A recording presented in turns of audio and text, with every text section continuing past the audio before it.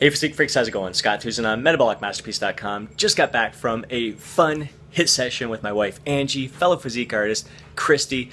We did some battle ropes, some kettlebell swings, some abs on the TRX, and some jump rope. It was an absolute blast. Did that for about 25 minutes, and gonna get ready to hit the gym in a little bit, doing a back and bicep workout. Let's get that footage as well as every meal that I eat for the day. Woke up at 8:30, grabbed myself 2 cups of coffee with a drop of 2% milk in each. Went off for that HIIT session, then came home, had 2/3 cup oats, 3/4 cups of blueberries, and a scoop of milk chocolate protein powder. A little later on, hit the gym for our back and bicep workout, beginning with 8 sets of 8 on the chest-supported T-bar row.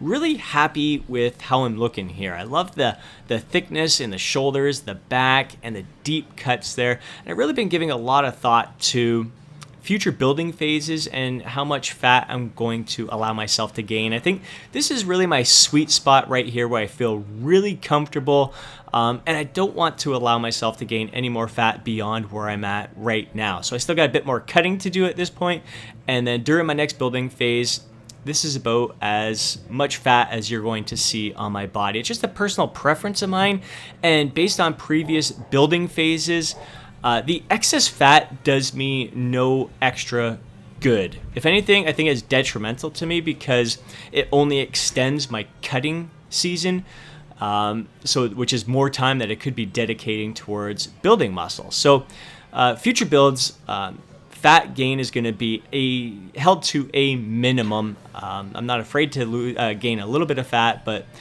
like I said, I just don't feel that extra fat does me any good, and I think it's more detrimental to me than anything, especially at this stage in my training where muscle gains are at a slower rate than in my early years of training. I've been at this for 25 plus years. Here, Matt joined us again today, so this is like 3 or 4 workouts in a row that we've been training together.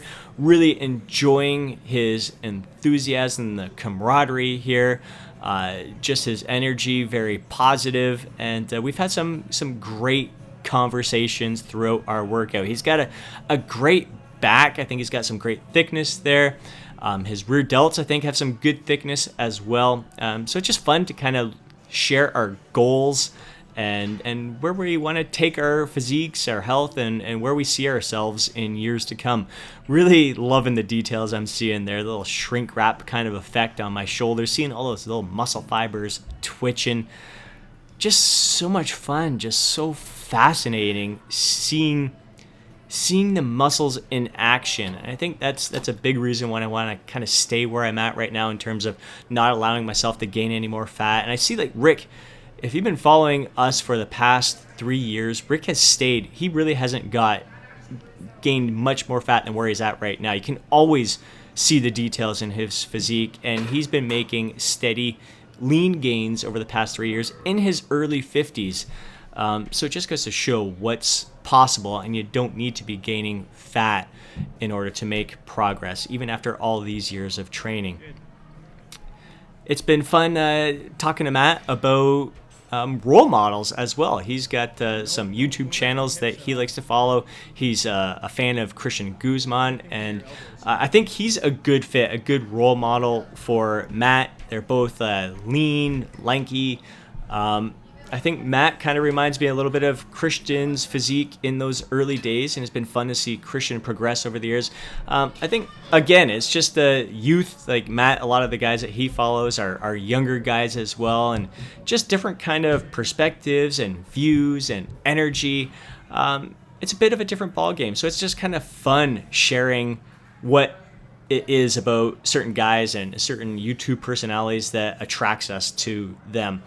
We're also talking about some other channels that he follows that he's into aesthetics just like me, which is awesome. I absolutely love it.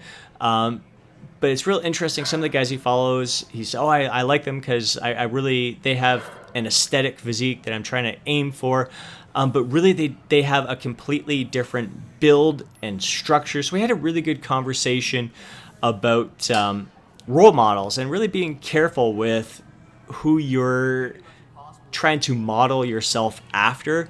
It really does help to kind of pick role models who have similar physiques to yourself, similar structure, similar muscle insertions.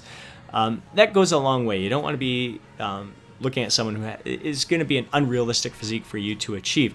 But bottom line, Matt really does understand it's all about improving yourself, becoming the best version of yourself possible.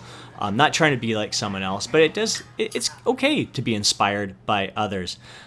You'll see Matt in some of these photos, he's sporting some of the gear from some of the guys that he's following. He's got his pants there are from Christian's line, and I forget the shirt, Sizz or whatever the heck, his brother's clothing line. I don't know. Some of these younger guys I don't follow much of. Really happy with the vascularity I'm seeing here. Not the same kind of half natty lighting that I like to see here, but still seeing some pretty good details in the bicep. Good bicep pump. We were talking about vascularity as well, Matt and I, and it's funny because we're talking about muscle insertions and not trying to model yourself after someone else who may not have the same kind of structure and physique as you. And here I'm looking at my veins, like he was looking at my shoulder veins running all the way down and bicep veins. And it's really interesting, as you're going to see coming up here. Matt has a real funky bicep vein. So my bicep vein, you see him running along the shoulders, comes down to my bicep. Once it gets to the bottom of my bicep, it's going to crisscross down to the other side, the inside of my forearm. Whereas you got Matt's bicep, I don't think I've ever seen anyone with that bicep vein that goes right along the outer edge, and then you actually see it curl around the elbow. It's so weird. It's like he's got a little snake, a little worm crawling under his arm there. So different. It just real exciting stuff to see. Just to compare ourselves, just really looking at the details in each other. It's a good, healthy fascination that we're sharing with each other. Just great to share this journey together and our goals and where we're aiming for.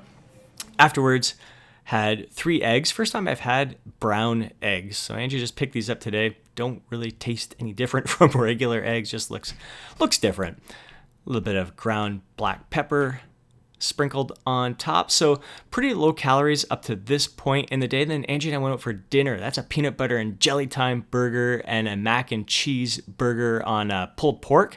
So Angie and I split one of those each. First time trying that. Really love Mammo Burger, all the different burgers we get there. Went to the show afterwards and had a couple handfuls of chocolate covered almonds. So that's a nice treat. Those calories definitely added up. So in a deficit for the day, but not as big a deficit as I was hoping for. But all in all, just a great day. Hope you enjoy the footage. Catch up to you next time.